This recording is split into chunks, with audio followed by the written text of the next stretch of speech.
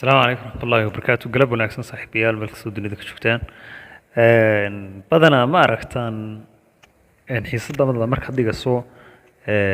tusaale ahaan badanaa ma aragtaa ardayda oo xiisadaada ka fasax qaadanaya oo badanaa iskaga baxaya oo ka odhanaya macallin suuligan gelaya halkan ma ka soo noqonaya hadday ardayda noocaas kugu bataan xiisadaada maalintii tusaale ahaan haddii xiisadaada intaad ku jirto tusaale ahaan ilaa 5 arday hadday wax weydiistaan oo hibxaan xiisadaada waxba ka siiya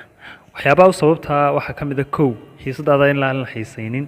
oo aan dan laga gelin xataa casharka dhaafiya sharaxaad hadday xataa ku warsan tahay ardayda qaar ayna danaynin waxa kow ka waxa dhacda markaad imtixaanka qaadayso waxaad ku soo qaadaa su'aalaha samarada aad ku qorto iyadoo sideedii ay soo celiso imtixaanka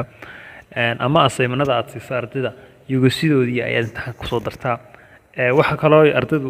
ku sababaysa inay xiisadaada